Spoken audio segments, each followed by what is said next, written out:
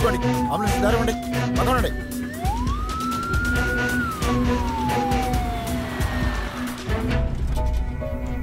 Good morning sir.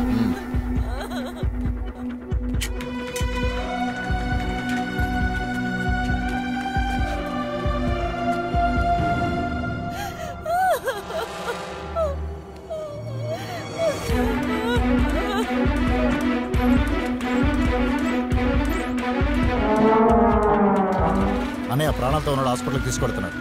అలాగే అన్న, వాడు ఎలా బతికాడో తెలియట్లేదన్నా. వాడు బతికాడంటే మనం చచ్చిపోతాం. ఒక్కడిని కూడా వదిలిపెట్టడు. అంబులెన్స్ అడ్డగించండి.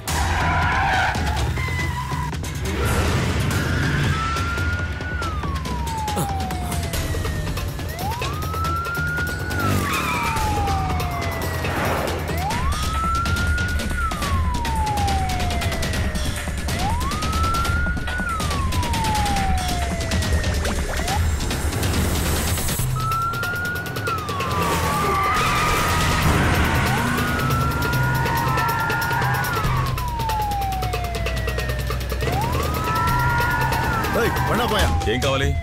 పోవా సింగం. చెప్పు. ఏదో సమస్య అనుకుంటా, నువ్వు కాస్త జాగ్రత్తగా ఉండు. దగ్గరుండి చూసుకో. అలాగే. ఏమైపడద్దు.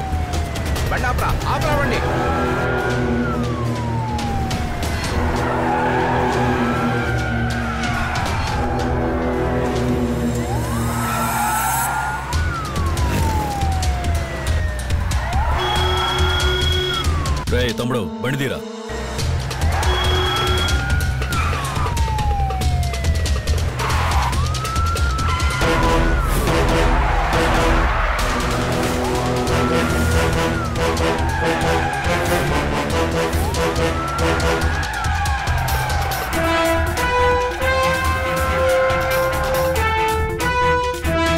త్వరగా పోనీరా.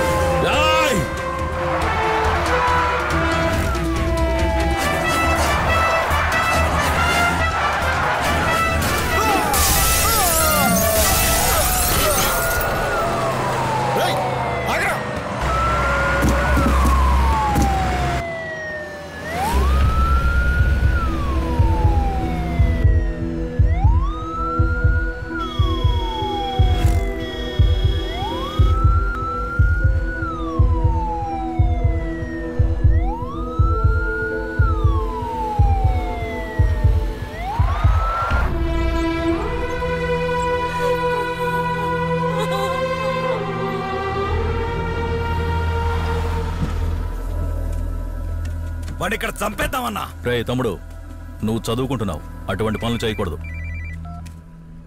చెప్పండి. చెప్పి కదా చేయాలి. ఇంతవరకు చెప్పు చేశామా? ఇలా చూడు నారాయణ, నాకు ప్రాబ్లం రాకూడదు. ఉత్తమ్, వాడికి అన్ని విషయాలు తెలుసు. ఎదిరించాడని వేసేయాలనుకున్నాం.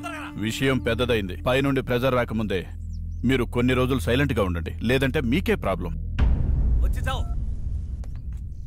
సార్, పబ్లిక్ చూస్తుండగా నడి రోడ్డు మీద ఇదేం బాలేదు సార్, తప్పు సార్. రెహమాన్, చాలా థ్యాంక్స్ అండి. వెళ్ళి చూడమ్మా. నీకేం దెబ్బలు తగలేదు కదా సింగం? పెద్ద దెబ్బలేం తగలేదు, చిన్న దెబ్బలే తగిలాయి. ఒక్కో ప్రాణాన్ని కాపాడుతున్నప్పుడల్లా కొత్తగా ఓ శత్రువు పుట్టుకొస్తూనే ఉన్నాడు. మంచి చేయాలి అనుకున్నప్పుడే ముగ్గురు ముందుకొస్తారు. చేశామంటే అన్నా, ఆ అంబులెన్స్ డ్రైవరు మన ప్లాన్ పాడు చేశాడు. ఎంత అరిసినా కూడా బండి ఆపలేదు. పోరా, పందుల్లాగా తింటాం కాదురా. వాడి సంగతి నేను చూస్తాలే. వాడేనన్నా.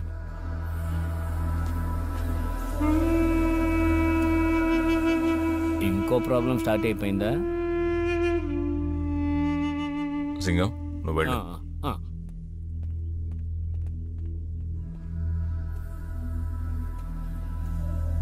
ఓయ్, ఇలా రా.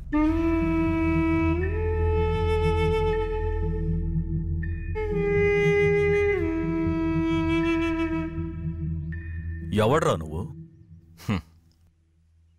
నరికించుకున్న వారికో, ఫోన్ చేసిన వారికో, వెళ్ళి కాపాడిన వారికో ఏ సంబంధమూ లేదు. ఒక ప్రాణం పోకూడదు, దానికోసమే. ఆయన మంచోడో చెడ్డడో నాకు తెలియదండి. ఈ బండిలో నేను ఎక్కించుకున్నానంటే ఆ ప్రాణానికి బాధ్యత నాది. దేవుడు నాకు ఈ పని అప్పచెప్పాడు. దానిని సక్రమంగా చేద్దామనుకుంటున్నాను. చేసి తీరతాను.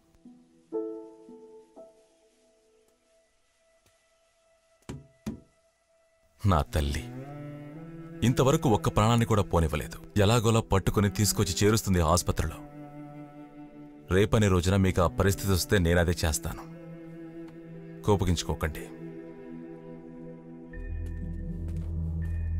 రై, కారు తీరా. సరే అన్న. వీడి మీద ఒక కన్నేసి ఉంచండి. అలాగే అన్న. హలో, ఏ చోటు? సేవియర్, ఆ? రా రా. ఇక మీద నేను ఇడ్లీ మీద చేయి పెడితే చెప్పించి కొట్టు. కాకులైనా ప్రశాంతంగా తింటాయి.